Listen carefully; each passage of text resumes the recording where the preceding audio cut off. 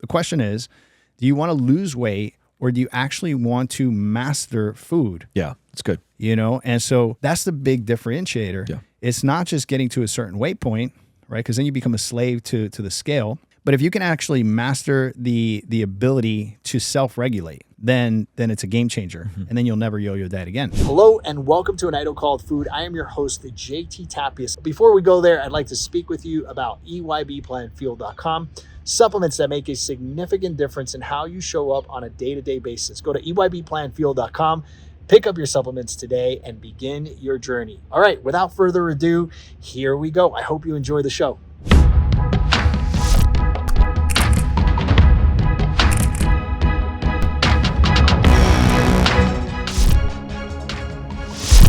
All right, ladies and gentlemen, we are back with one of my favorite people in the world when it comes to faith and fitness. He is my coach, and he's helped me lose over 30 pounds, and he is here back for the second time. Something's real when someone's back for a second time. That means they're almost like a regular around here. We got Coach JT. Hey, brother. Thanks for being here, man. Okay, let's jump right in. So last year, I followed the Empty Your Bucket plan. Mm-hmm. I lost over 30 pounds. Yep.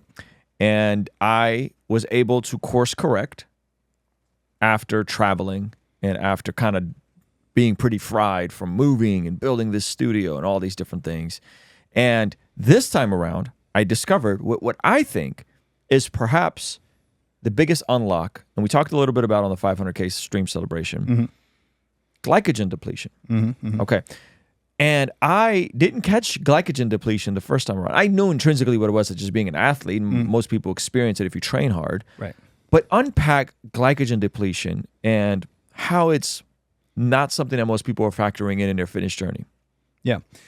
So we have a tendency to think of, I'm overweight, I have all this weight to lose, but we don't think of weight in terms of energy.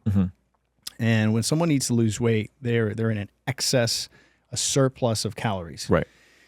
So your body, when you eat, will utilize some of those calories for, just your basal metabolic rate, which is just the energy you need to live, to breathe, to think, to do all these things. And then, of course, whatever you do in terms of exercise, and then whatever your body doesn't utilize, it stores in the liver and in the muscle. And before we get too advanced, basal metabolic rate, that is the amount of calories your body needs based on your height and weight to just function. If you stay in bed all day, your body naturally burns this amount of calories. That's exactly it. Okay, so for me, I think last time I checked it was around 1,800 calories. Yep. It's no exercise, no walking, no moving. If I just lay in bed all day, I'll burn 1,800 calories. That's right. Yeah, you could stay in bed all day, and that's exactly what you would burn. So on top of that, when you exercise, you deplete some more of those calories. Glycogen depletion basically says, and specifically metabolic flexibility, which is the ability for your body to partition fat and sugar efficiently. So we have two sources of energy: sugar, which generally comes from carbohydrates, and fats, which usually come from either your proteins or olive oil, coconut oil, things of that nature. And so what we want to do, most general population, they're sugar burners. Vast majority of people you see running around are sugar burners. Hence the reason they're always sick. Hence the reason they feel lethargic. Hence the reason they have all these issues, especially as they age. If you've read Grain Brain, says that type 3 diabetes, right, is actually is basically a byproduct of your nutrition. Americans are eating a lot of sugar in terms of carbohydrates. Yeah. Which isn't it something like the average American eats their body weight in sugar every year? I mean, it's a ridiculous amount. It's a crazy amount. Yeah, and if it weren't for negative feedback, which is a really interesting concept, and the concept says that if your body does anything extreme, your body will hold back, right? So negative feedback is very much like a hangover is negative feedback, right? Your body is saying, hey, you drank all this stuff yesterday, don't do it again today, because you're going to break me. If you gain too much weight, your body stops you from gaining too much weight. So the average American that's 350 pounds should really be 700 pounds. But they're not that because of negative feedback. Same thing happens when people come into our program. They have these big leaps and bounds, right? And so, we have people in 6 weeks in that are losing 15, 25, 30 pounds, right? And then all of a sudden, week 4 and onward, they start to lose maybe 1, 2 pounds. And and they get, most people are like, oh, stop, I'm going into a plateau. It's a natural thing that happens, is that negative feedback. And we're thankful for that. So God put that in place for a very specific reason. And what you mean by negative feedback is you kind of, it requires more effort, it sounds like, to go beyond a certain physical limit and to go underneath a certain threshold. We have a weight set point. Yes. So the body basically, what it does is it gets your subconscious mind is very aware of your set point. So, for some people, let's say that's 200 pounds, and they may get on one of these starvation diets, get down to 170, and quickly they bounce back to 200 pounds. And sometimes that weight comes on with a vengeance. It's because of that set point. And so what we need to do is really we need to bypass the watchdog of the brain, which is your brain is always scanning for things that are dangerous or things that it wants to push back on. And we get past that, and what we do is through transitioning from, for example, phase 1, 2, and 3, which is what we do in our program, is we want to bypass the subconscious brain and get it to understand that what's happening is actually positive. So it doesn't fight with that negative feedback, and it's always pushing you back to your original weight. Because what the body's doing is simply saying, well, this person is in some kind of famine, right? Let's put weight back on. But if you know how to transition well, your body then settles in to that new 170, 175, whatever it is for you. And now you're not yo-yo dieting anymore. It seems like the depletion of glycogen, which glycogen is what comes in our muscles from glucose and fructose, right? Sugar. Yep. It seems like that depletion, for my body at least, creates a different clarity in my headspace. Last time around, I stopped consuming sugar altogether, right? With very rare exceptions of like a dinner or like a birthday party. No sugar ever, which I used to be a sugar all the time kind of guy, right? And I'm not talking fruit. I'm talking like dessert. Yeah. Like daily dessert. I'm Fat Boy Tendencies. Like real sugar. Yeah, real sugar. So getting off the sugar was a huge thing for me. And I still don't consume sugar. But there also seems to be something to switching into using fat as fuel. Right. And it seems like as my body's depleted of glycogen, which by the way, it's for my research, glycogen depletion, 80 minutes of intense exercise and your body's depleted of glycogen for most people from what I've researched. That depends on how intense the exercise. Yeah, well, it depends on how much you have stored. Okay. Right, because you have people that are 250, 300 pounds that can literally live for an entire year on water and vitamins and then just consume their own energy because they have so much energy. That's for real? Oh, yeah. There's plenty of people out there. They can literally live off of water and vitamins? Brother, there's people. I thought Alex Hormozy was capping when he said that on the Graham Stephan show. No, that is very real. There are people out there, I feel sorry for these people because there's no need to do that lick salt and have vitamins. Wow. To try to lose 300 pounds. That's crazy. Yeah. I mean, but that comes, you lose the weight, but then you also lose bone density and muscle and a bunch of other things. And right. The crazy thing is you can lose weight and still remain with high body fat percentages. And the hallmark of health is low body fat. That is the hallmark. So it seems like when I'm in a set place, or not a set place, when I'm moving towards a place where I'm not using carbs for fuel, that I am, one, I feel better. Two, I am able to get into a fat burning state quicker. I can burn those fat reserves faster because my body is now using fat for fuel instead of carbohydrates for fuel. Correct. You're metabolically flexible, right? Because now you're partitioning fat for fuel and not storing it. There's so much involved, right? You have leptin levels, which is basically a regulator in your brain. And the more fat you have, the more leptin you have. Leptin basically signals your body and it says, hey, you have sufficient food or you don't. And so if you're always starving, your leptin levels are through the roof. And so that you need to, buy a different lifestyle, low carbohydrate diet. And what you were saying, that mental clarity that you get is simply because your body operates way better on fat than it does on sugar. And so as we do that for a prolonged period of time, what your body does is it becomes more efficient. You don't get sick as much. So your immune system's edified. You sleep better, you breathe better, all your systems are 100 times better. So the enemy is not fat. The enemy is sugar. And so if we can figure out a way to balance things out, because we don't demonize food groups. We don't say carbs are bad. You just have to know how to use them. You have to be very intentional with your starches. Yeah. And the problem is, Americans eat starch at breakfast, lunch, dinner. Yeah. Yeah. So I think for me, having experienced going down to the lowest weight I'd ever been, and then after traveling, kind of gaining a little bit of that weight back, the phase one of this has allowed me to course correct. And now I'm back into the 170s, which is a great place for me. Yeah. And the interesting part is that when you see other people give nutritional advice, whether it's Alex Hormozy, whether it's Coach Greg, they kind of go back to the very, very basic. And I guess it's because it's generalized advice, right? Calories in, calories out.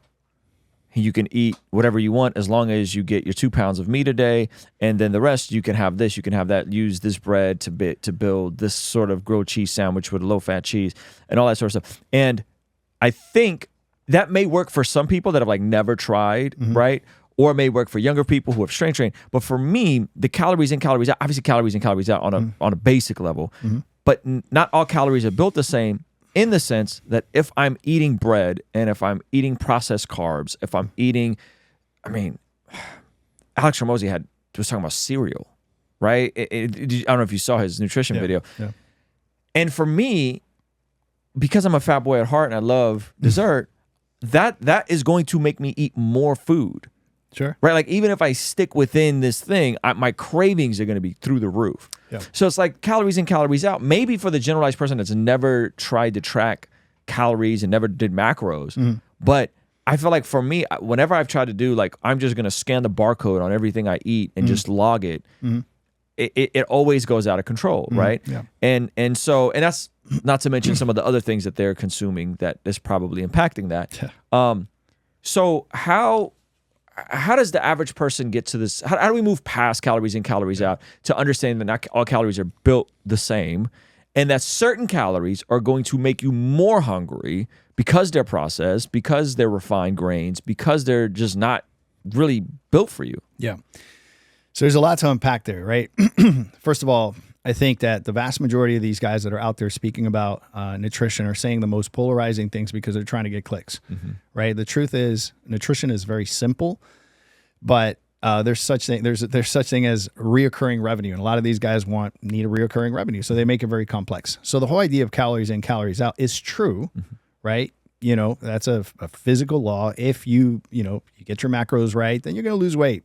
The question is, do you want to lose weight? Or do you actually want to master food? Yeah, that's good. And so that's the big differentiator. Yeah. It's not just getting to a certain weight point, right? Because then you become a slave to the scale. But if you can actually master the ability to self-regulate, then it's a game changer. And then you'll never yo-yo diet again. And then you don't have to count macros, calories, or points, because that's a crazy game to play. Most people don't want to play that game. Even professional athletes, what we call level 3 athletes, they don't macro count forever, right? And so we want to find something sustainable, and more importantly, we want to find something that actually frees us from the need to constantly think about food. It's an obsession.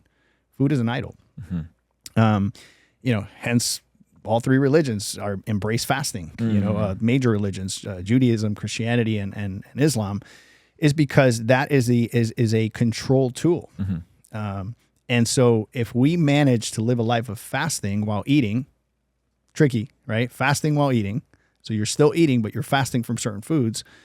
And you're doing that intentionally because what you're doing is wanting to stewardship your temple in a certain way. That's a game changer. That's a whole different game than all these guys are speaking about. So do calories in, calories out work? Yes. Is it more complex than that? 100%. Yeah. Right? We want to have balanced insulin levels. We don't want to be a slave to food. We want to have freedom around food. We want to be able to enjoy things.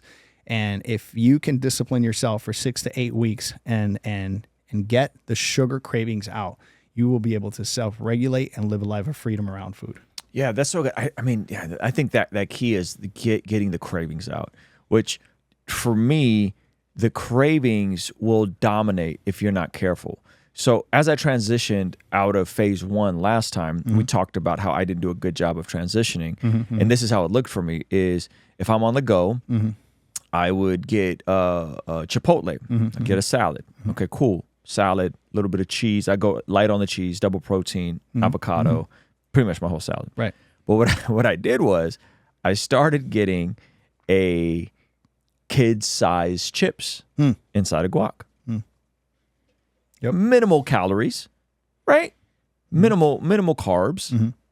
That turned into a large chips 3 months later. Yeah. Right?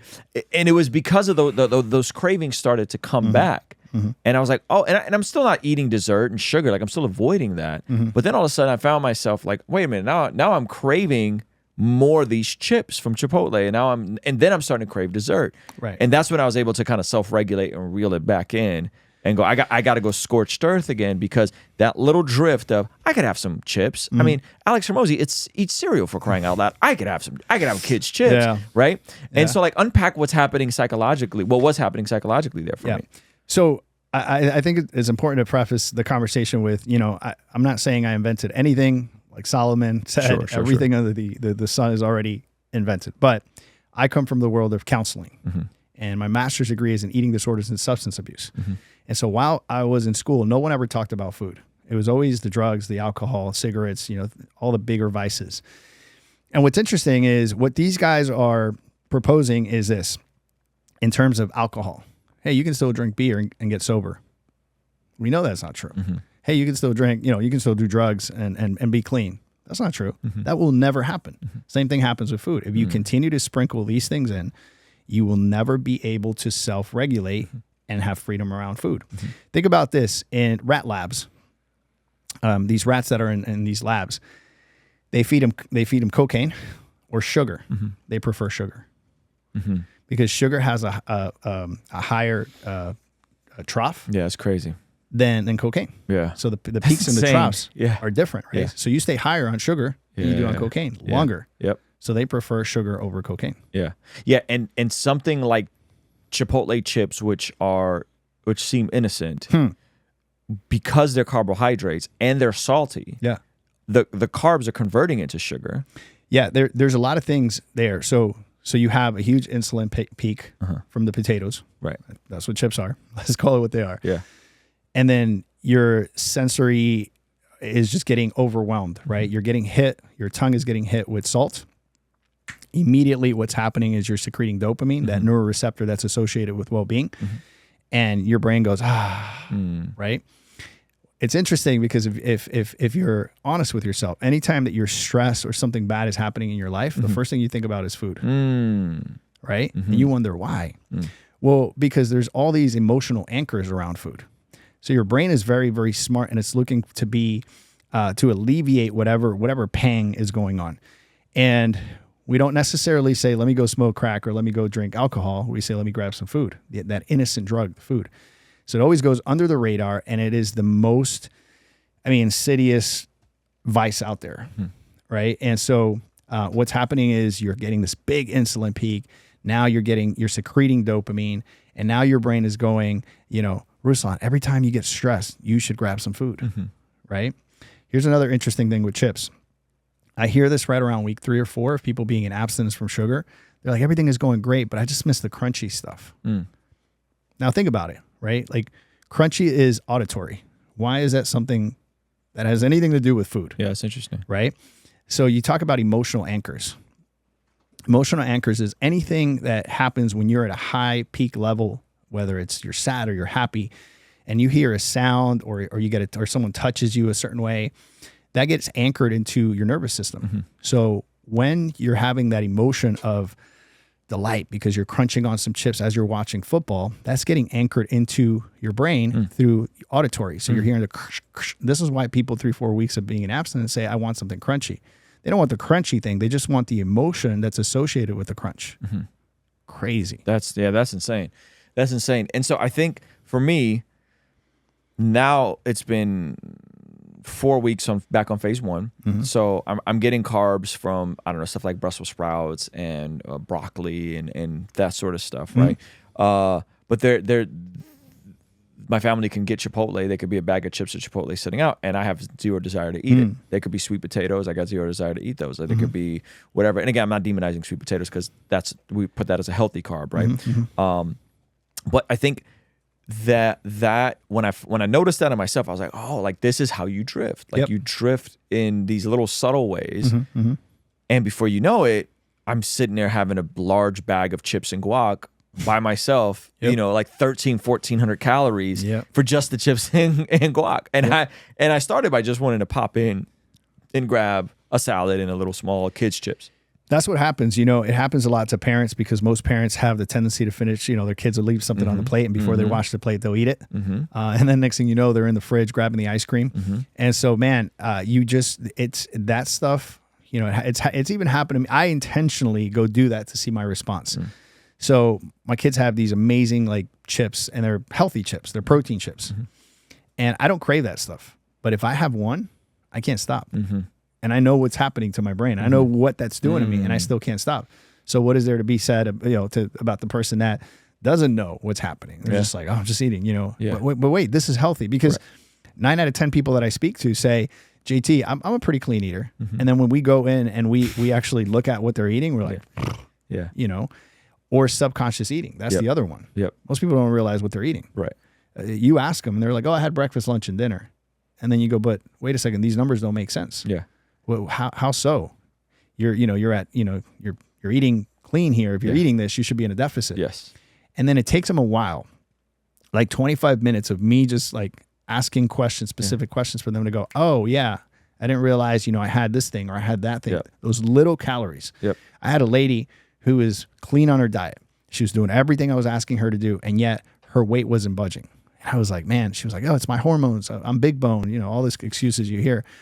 And all of a sudden she's like, well, I eat gum. I eat about 3 packs of gum a day. 3 packs of gum a day? Sugar-free gum. Oh my gosh. And so I was like, do me a favor, grab the gum and go to the caloric content. So she turns it around, and it says 5 grams of carbs. Oof. So she was compounding all of these carbs throughout the day. I mean, 3 packs of gum. You do the math, right? That's crazy. So I'm like, you might as well just go have a plate of pasta.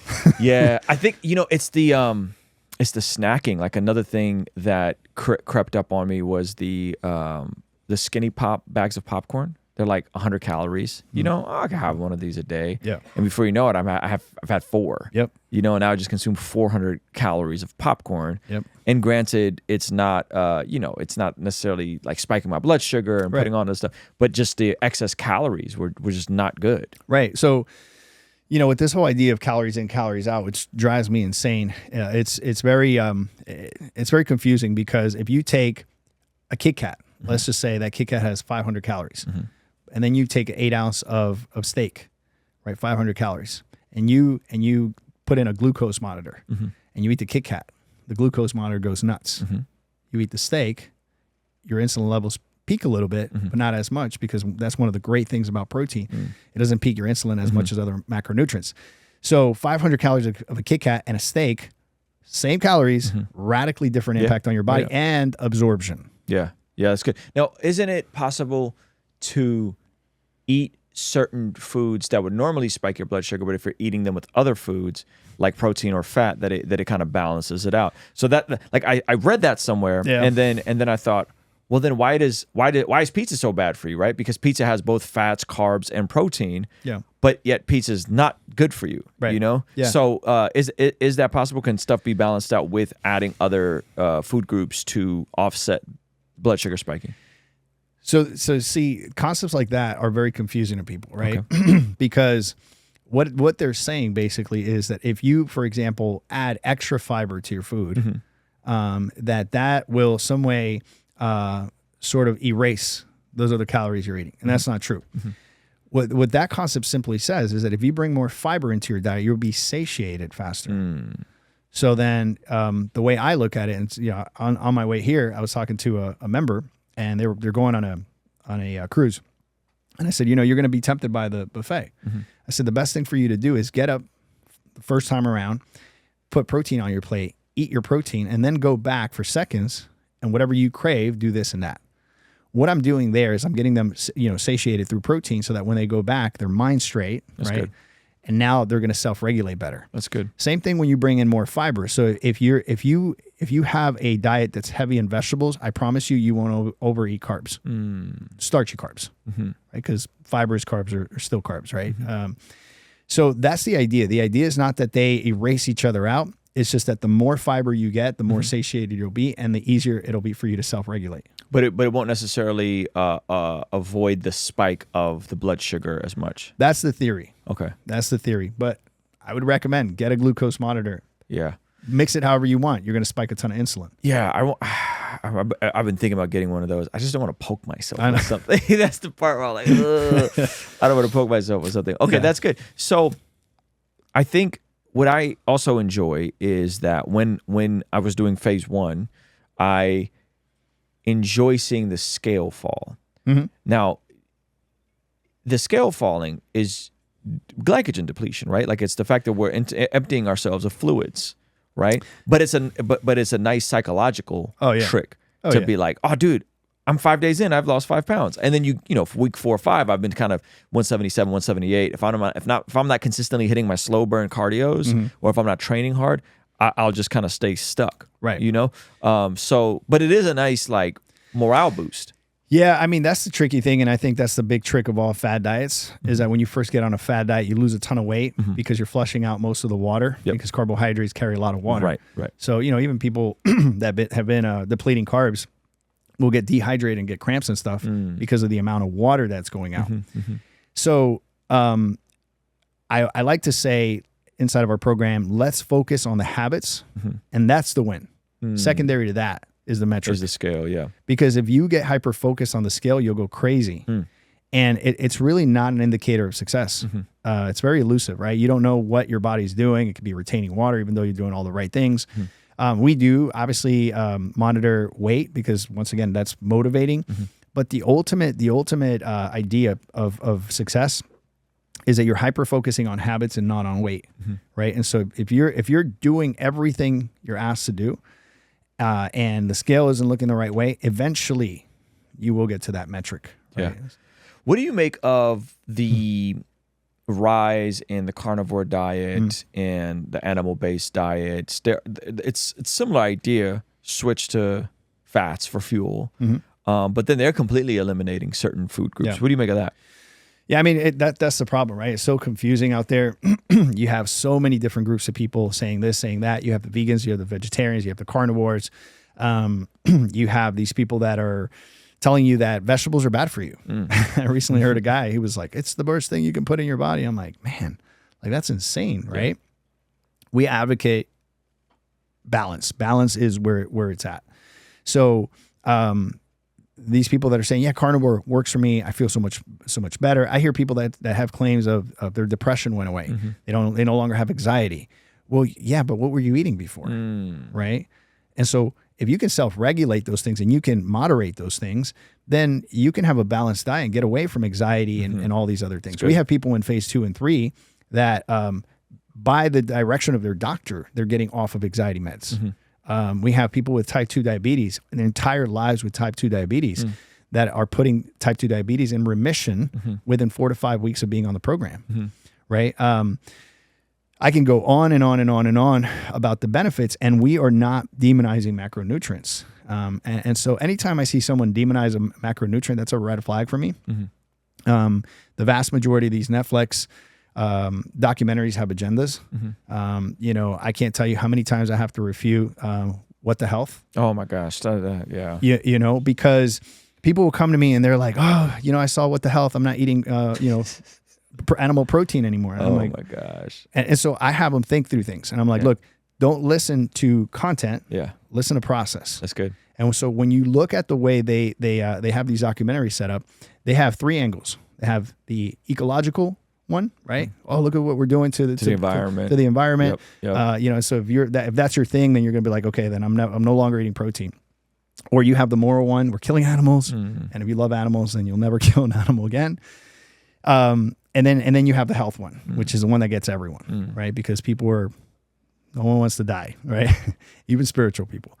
And so, the idea is that they're hitting you with these 3 angles to try to sell you on an idea. And We're all different. We're metabolically different. Everyone is very different, right? So I even in our program, we have vegans, vegetarians. I'm not dogmatic about those things. I'm like, how can we help? How can we optimize what you're already doing? But the idea is that everything God made is good. We just have to live in seasons. That's good. You know? That's good. Yeah, I think the most egregious thing about that documentary and What the Health is they started with some weird presupposition that people use protein for energy. Yeah. And I was like, what? Like protein is not like, where are you guys getting this stuff from? You know, it was wild, just how bad it was. Because they're on that whole premise of why bodybuilders use protein, right? Protein is a growth factor, right? And so, God forbid, if I come down with if I come down with cancer, I'm going to stop eating protein because there's growth factor. So the last thing I want to do is have growth factor in my body while I have something that's growing in my body that's not good, right? So yeah, I would go on a vegan diet if I got sick, but man, as soon as I get over the cancer, I'm back on protein, right? Because that's how my body functions best. Wow, that's interesting. Okay, so say someone's watching this and they know they need to make some changes, and they're perhaps overweight. They understand that their eating is not good. They have tried calories in, calories out. They've tried macros. What are some basic, just actionable steps you would give someone that's watching this? And maybe they're curious about the program, but they're not really sure if they want to check out the Empty Your Bucket plan. What are some actionable steps you would say? Hey, let's just start here. Yeah. So, the first thing I would say is there's hope. We've seen people come to our program with all sorts of dysfunctionalities, yo-yo dieters, preconceived notions, and couch potatoes. Our joke is that we take couch potatoes and make them into super potatoes in no time. And so the idea is that there is hope, right? Secondly, I would say that the first thing you want to do is look at your life and be realistic, right? If you're working 60 hours a week, you're going to have to find some hacks, some tricks. You're going to have to sit down and become very strategic about that stuff. And then I would say that there are many ways for you to... Meaning that your season of life and your capacity may be different. Correct. Because I think that's a hard part. I don't think you're totally right. Not to cut you off, but like sometimes people don't factor in the season of life and the capacity they may have. Right. Right. If you're a new mom with a newborn, right, it's probably going to be very difficult for you to find, going to the gym 6 days a week. Right. Right. And people get overwhelmed because they think they have to do it all at once. Right. It's like, I think it's January, February is when, I think chiropractors and physical therapists are the busiest. And it's because all these people are going into the gym and they're just full throttle, right? And they're getting hurt and they're getting injured. They don't have all the foundational movements down, and people are getting all sorts of injuries. I think it's by March, you have the biggest peaks in people buying junk food because January, February, they went on this starvation mode, and now they're just making up for it. So I think, to answer your question, I would say you have to become very strategic. You have to give yourself some grace and say, okay, in this season of life, what can I master, right? Is it walking, right? Is it walking for 25 minutes a day, right? It doesn't sound like a lot, but you start somewhere, you master that, and then you move on.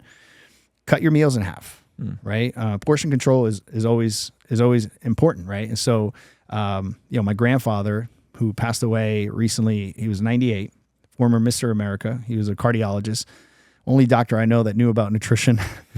And that guy, we would go to restaurants, and even before the food came on the table, we would ask for a box, and he would just cut through half of his portion of the food. Wow. And so like, Grandpa, what are you doing? And he's like, I'm not going to eat all that food. He says, I'll eat the rest 4 hours later. And he says, if I do that, he says, I'll never have to worry too much about if I eat this or I eat that, because I'm regulating my portions. So it's not the same to eat 1,000 calories in one sitting than it is to actually partition those calories throughout the day. That's good. So cut your meals in half. Start focusing on sleep. Man, can I tell you that the biggest problem out there is people are sleep deprived. I mean, we have people that do everything we ask them to do, and yet they're sleeping 4 to 5 hours and not making any progress because cortisol is just shooting through the roof. Right? That stress response hormone. And which we need a little bit of, by the way. But when we get too much, it's not favorable to weight loss. So focusing on getting to bed, right? I struggle with this idea. People have a hard time going to bed, and then in the morning they hit their snooze button 10 times. It's like, And so mastering these little things are the most important thing. And then overall, I would say that I think we have a tendency to want to do things on our own, right? We all want it. We're like, I can do this. And there's plenty of books. We live in America. This is the land of the gurus. It's not a lack of knowledge, but I believe accountability is where it's at. Yeah. If you want to go to the next level, then invest in a coach that you can believe in.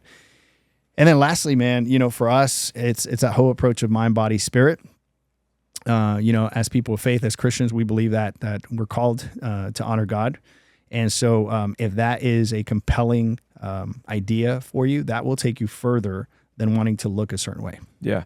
Yeah. What point would you recommend cutting out sugar? Because I feel like for me, that kind is always, even when in 2018, September of 2018, we did Whole30. Mm-hmm. And that Whole30, we were having sweet potatoes. There was no macro, no calorie, no nothing. But just getting off of sugar, like almost instantly, I was able to feel better, lose weight. Mm-hmm. Where would you prioritize getting off sugar?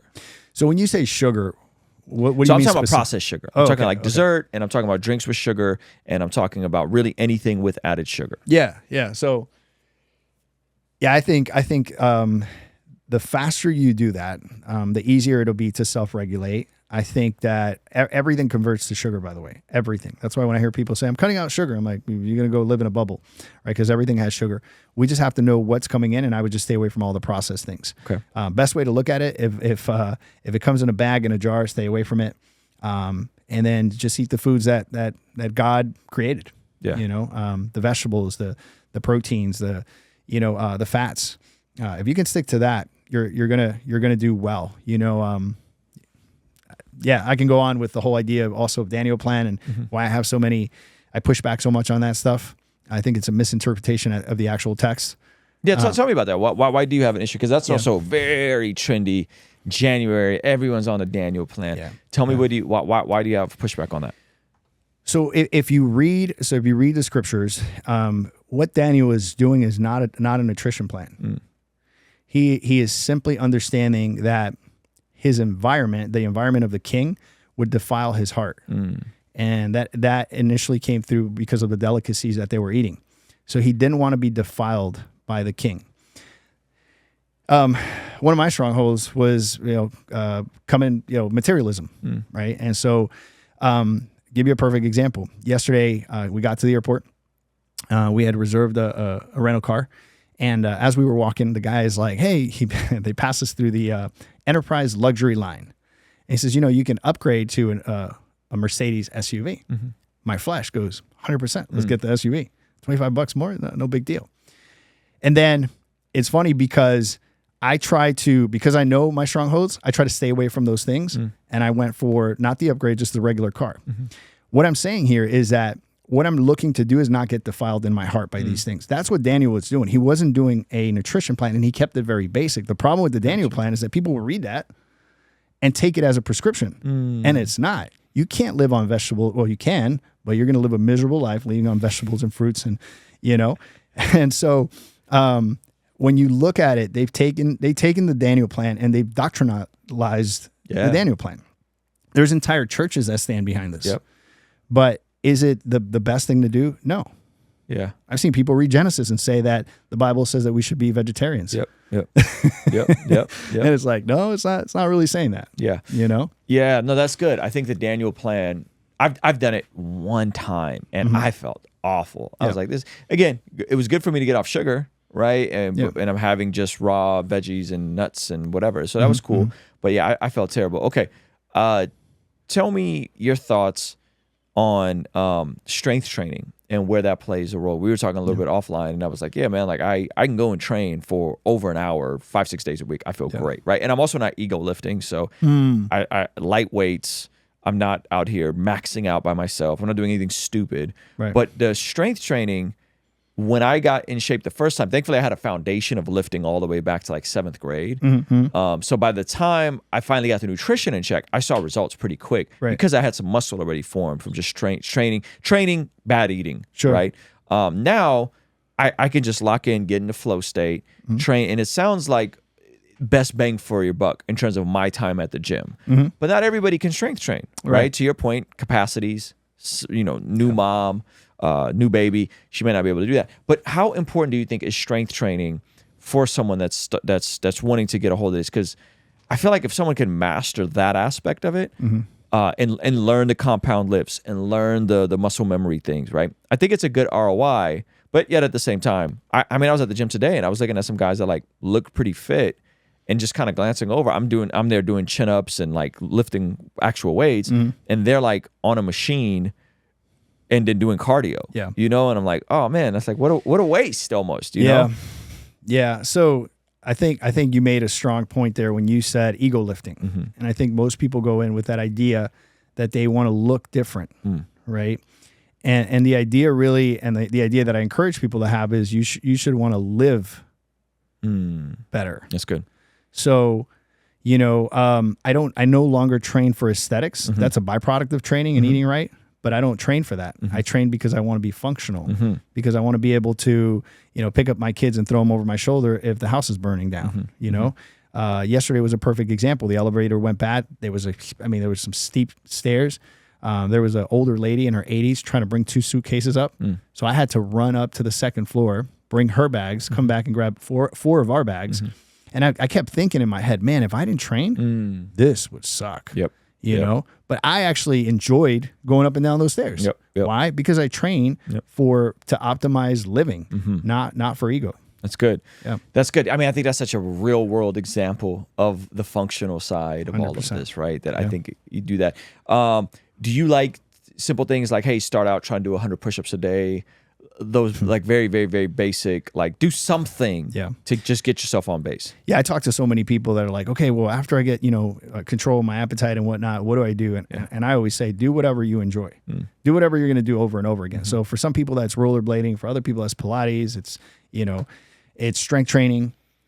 Whatever you enjoy, as long as you're doing it consistently, what you want to do. And if I had my way and I could just plant this in everyone's head, you want to do HIIT training. You want to do HIIT training because it's the most functional way to get compound muscle groups and to be able to have good cardiovascular endurance. So if you're doing sufficient hits, and that's basically the way I do it, is I do 35 seconds on, and then I transition to another exercise, 35 seconds on, 35 seconds off, right? And then I go for 45, 50 minutes doing that. So it's like I've been doing cardio on top of doing weightlifting. So I like it because it's a smart way to train.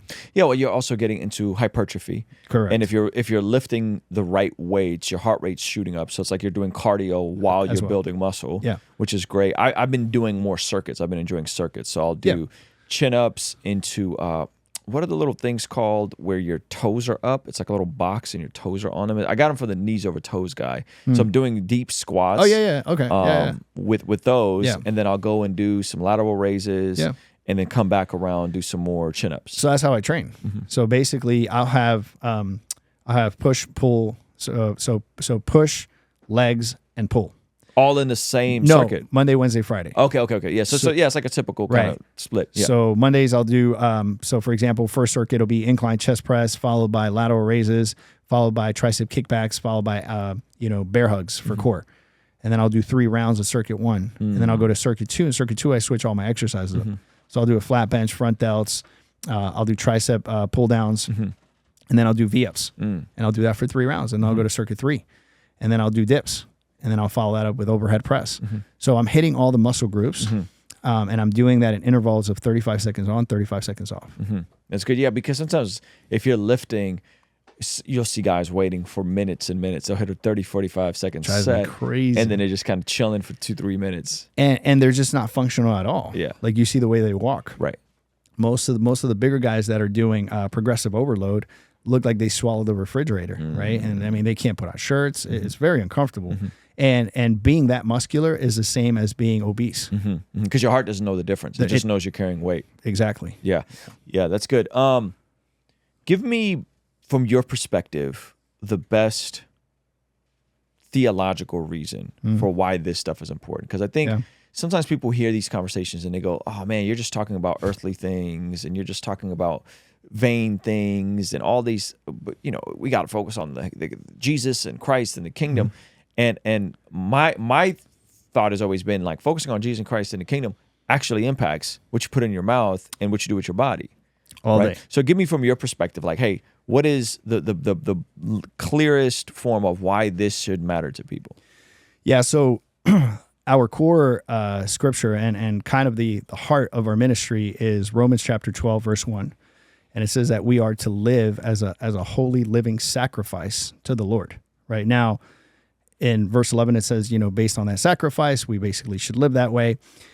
But living as a holy sacrifice to the Lord, obviously, I know Paul is not speaking about getting a six pack, but he is speaking about stewardship. Mm-hmm.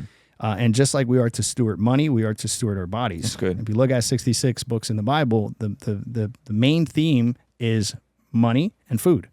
You have it all over from Old Testament to New Testament. Mm-hmm. And you look at 1 Corinthians 6:19. You were bought at a price. We're a temple of the Holy Spirit. Mm-hmm. I can go on and on. You have, for example, scriptures that say, Paul's saying, do not be conformed to the patterns of this world, but be transformed by the renewing of your mind so that you can basically discern God's will. It's talking about that one thing. And lots of people come to me and say, hey, man, I have all these things going on. And maybe they're not people of faith, right? How do I get better? But they're not in that place yet where I can sit with them and share a scripture or pray with them. Sure. So I use what God has given me. And God has given me this whole idea that if, the whole idea of repentance, changing your mind, can start. I'm not saying it's the end all do all. Can start by activating your physiology and changing the way you eat. Because it's the only true thing that you have control over that no one can get in your way. Mm-hmm. It's your will. Mm-hmm. So that's where you can start, right? You can't control the economy. You can't control your partner. You can't control those things, but you can control yourself. That's good. So if you start from there, what happens is as your mind changes, your emotions are different and your actions are different. Mm-hmm. We're cognitive human beings. We think, we feel, and we act. So we impact the thought system first. And we do that through activating our physiology and the way we eat. And oftentimes it requires a mindset shift and the belief that you can actually change, that you can actually become better. Because if we're talking about it from a macro standpoint, all of our food industry is set up against us, which makes sense why 70% of people are overweight, 40% of Americans are morbidly obese, is because all the food is processed. Yeah. It's cheaper to get 2 tacos from Jack in the Box for 99 cents or whatever they are, $1.99 each, right? Than it is to get an avocado. Yeah. Oh, yeah. Yeah. And so it's like the entire industry of food in America is literally set up against us, which if we think about the world and the kingdom of darkness, like that, it's similar, right? And so it's like you have to go. So like I'm tying in the practical spiritual implication of this. Yeah, that's where the leaven is. Right? Yeah. It's in these designer foods that are made to make you want more.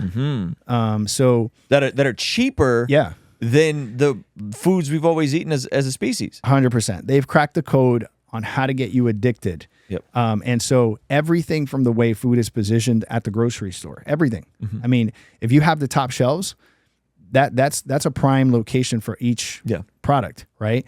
I had a buddy who used to organize these aisles, and he would tell me, he would say, have you ever stopped to think why cashiers always have all the junk food? You know why? This is crazy. This is mind-boggling.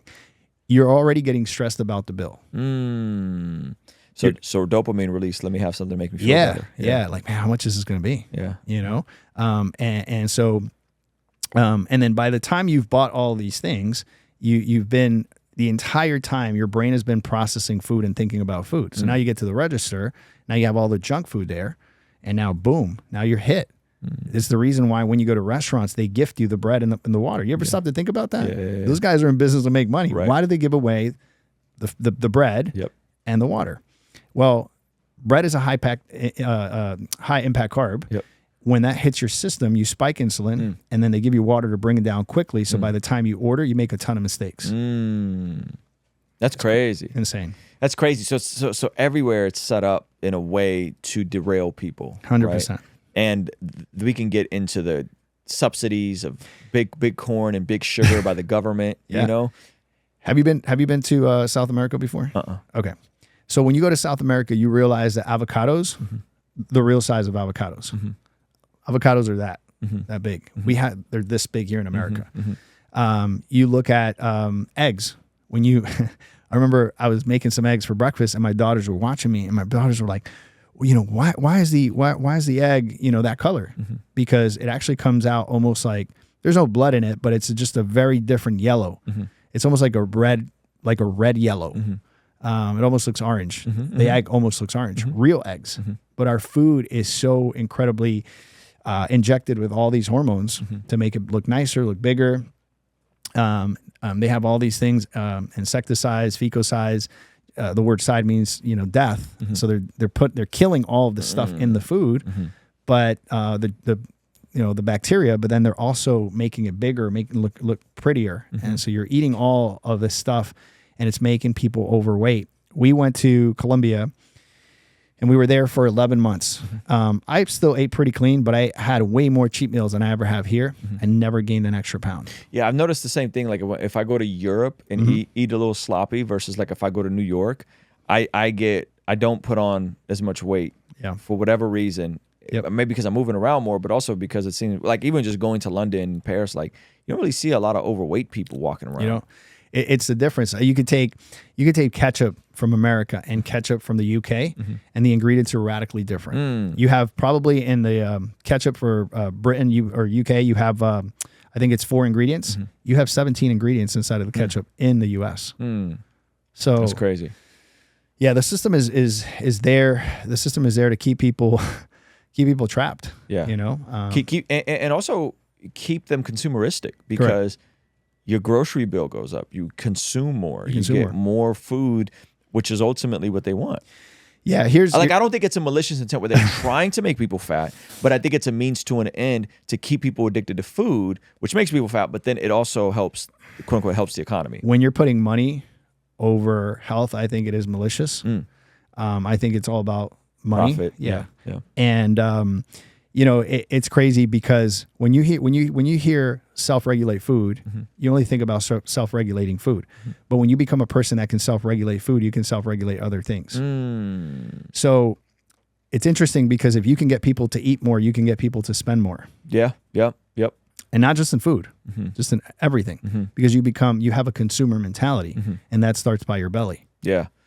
Wow, you said self-regulate food. If you could self-regulate food and you could self-regulate other things, right? Yeah. I want to tie this into we tied it into the spiritual. I want to tie it into the practical. I want to tie it into the business perspective. Yeah. Right. That one of my goals.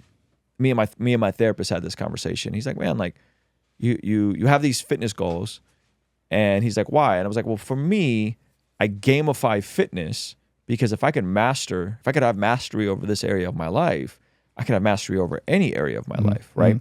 And oftentimes that's a direct correlation to my business, finances, self-control in general, right? So can you kind of tie in some of the correlations like between eating well, being in a healthy, fit shape, or even elite level shape, strength training, these other things, and the practical benefits of that to someone's business, creative entrepreneurship, if they're trying to start a YouTube channel, those sorts of things? Yeah, so I think the first thing we got to think about is not think in terms of works, because oftentimes people hear this and say, oh, well, if I add these works, then my life will work. And we obviously know that's not true. I do believe, though, as I mentioned earlier, is that the will is the only thing we have control over, and the only thing that we can really, if we can master one area, that whole idea of how you do anything is how you do everything, I fully subscribe to that. So if you can become a disciplined person in an area that's so tough as taming your hunger and activating your physiology, in other words, what you're saying is, hey, I'm going to be counter culture. I'm not going to eat the things that everyone else is eating. And I'm going to go put myself through pain for 45, 60 minutes. That's very countercultural. Right? If you can do those things that the vast majority of people can't do, then the question is, what can't you do? Right? In other words, doing hard things is good for us. Yes. And so if we can train ourselves to do hard things at a basic level, then we can take that from the micro to the macro. Yeah.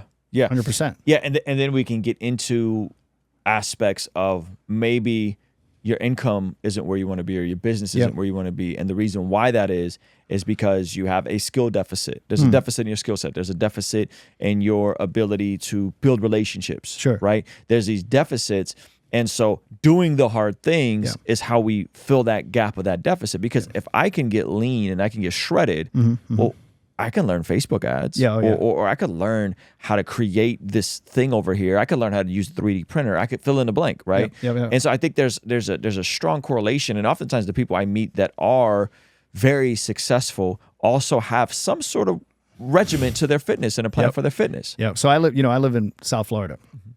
And when you go to places like Boca, Jupiter, which are very affluent areas, I mean, you look everywhere, and every single person you see a common denominator. You see expensive watches, and everyone is fit. And you could say, well, they have the disposable time to go do it, but I think there is a correlation between getting fit and actually doing well. And I've always said that. I've had a lot of theologians push back on that and like, nope, absolutely. The flesh contributes nothing to your spirit and to, you getting ahead in life. And I disagree with that.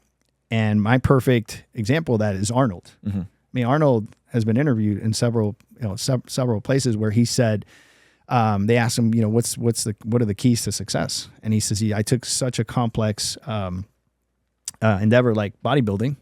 He says, and then I transferred that to acting, and then I transferred that into politics. And he said, all I did was take bodybuilding concepts and just transfer them over to these different realms, and I succeeded. That's so interesting because this is how I always thought about it. Is doing the research. I read a stat where you're statistically more likely to be a millionaire than you are to have abs. Because there's 15 million millionaires in America, net worth millionaires, right? You take their assets, you deduct their liabilities. On paper, they're million. I mean, I have $1 million in the bank, but they're net worth millionaires. Right. And then there's only, I want to say, under 50,000 elite level athletes that are walking around at like sub 20% body fat if you're a man and whatever, right? Was it sub? Where the abs show for women? Sub 25%, something like that. Yeah, lower than that. So athlete status for women is under 17. Under 17 for athlete status. Okay. Women. Yeah. And so I always figured if I can get abs.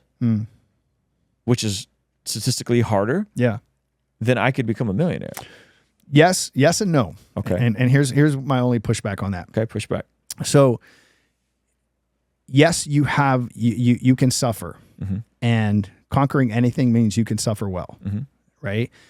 So you can suffer well. The problem is there are so many bodybuilders that are broke. This is also true, right? And they look like $1 million. Yep. They just don't have them. Yep. They don't have the $1 million. Yep. And then you wonder why. Yep. And it's simply because they have channeled all of their energy in one area and one area alone, right? But the idea and the thing that our overall mentorship program talks about is discipleship. And discipleship talks about being a disciplined disciple in all areas, a well-balanced person. That's good. And so that requires intentionality, and that requires being very strategic. And that requires being very honest with yourself and saying, what am I not good at? And what am I really, really good at? Yeah. And what am I not good at? And then being able to strategically transfer those strengths to the weaknesses. That's good. And then being very patient with yourself and learning that growth takes time. Yeah. Well, I think there's also a difference in someone that is a professional athlete or an elite level athlete. Maybe they've always been an athlete. And someone like myself that I played basketball as a kid. And then as an adult, I'm like, I'm going to master this because it's a means to an end to learn how to do hard things to master other areas. Right. You know what I mean? Yeah. And so I think a buddy of mine who I'm going to train with, he's a professional fighter. So he's broke. He's going to be broke for a while until he really gets popping in MMA and that whole thing. Right. So I'm saying I think that's different than the guy that's like, hey, I'm 25, I'm 30, never been an elite level athlete, never played D1 ball, never did these things, but I'm going to make a pointed effort to lock in on these aspects. Yeah, it's just where you channel your energy. Yeah, that's it. I mean, I think when you can look at it that way, I think that if you have that baseline and you look great, and you've mastered that, if you mastered any area, like I talk to people all the time, physicians and lawyers that come onto my program. And they're like, I've just never been fit. I'm like, man, you passed the bar. Yeah. You're a doctor. Yeah. You've been in school for 10 years. Yep. What can't you do? Yep. So it's taking our strengths and bringing it over to our weaknesses and being able to do that very strategically. And that's where people fall short. Yeah. Is a strategy part. Yeah. You know, because you can have great intentions, but if you don't have the right strategy, Yeah. you're not gonna go anywhere. Tell me how you feel about this parallel. I talk a lot about goals and breaking goals and dreams down into daily non-negotiables or weekly non-negotiables. Yep. And the thing about non-negotiables and in making them daily is that they don't always. It's not always a one-to-one. I control the inputs, and I do enough inputs. Eventually, something good is going to happen, but I don't have all control of all the variables. So if I'm a farmer, I go out, I sow the seed, I work the land, I pull the weeds, I make sure there's fertilizer. Ultimately, God still has to send the rain and the sunshine, right?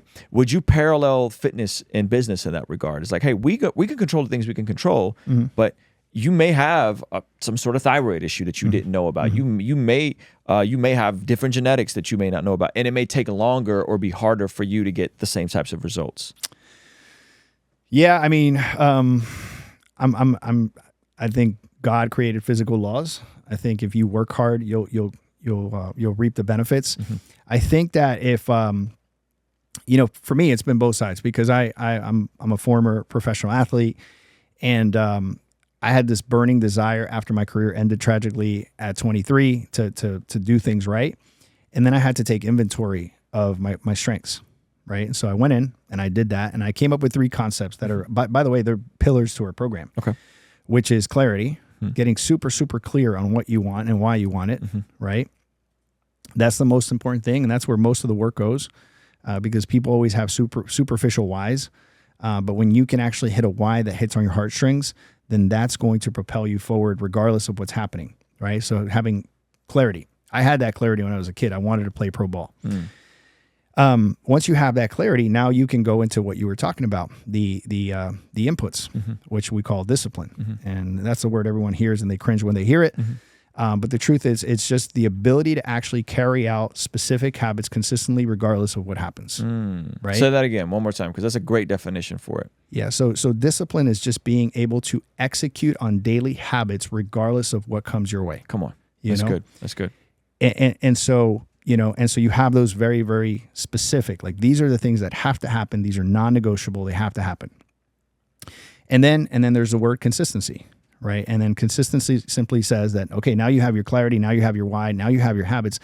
Now you have to understand that just like the bamboo tree, which, you know, the farmer goes out and waters and puts seed and does all those things and doesn't see anything for 5 years. And then within 7 months, that bamboo tree grows, you know, you have to consistently do it. You have to consistently do it. And the only way you can consistently do it is if you have clarity, your why is strong, and then you have the specific strategic habits in place that are going to allow you to get there over time. That bamboo illustration is brilliant. It's crazy. That's good. Yeah. All right, JT, how can they get a hold of you if they're interested in the Empty Your Bucket plan? Where do they find you at? Yeah. So all over social media, Instagram, Empty Your Bucket Plan. If you want to speak directly to me, Coach JT Tapias.com or emptyyourbucketplan.com. All right. Thank you so much, man. We'll have you back again, guys. We're out of here. Thank you, brother. Peace.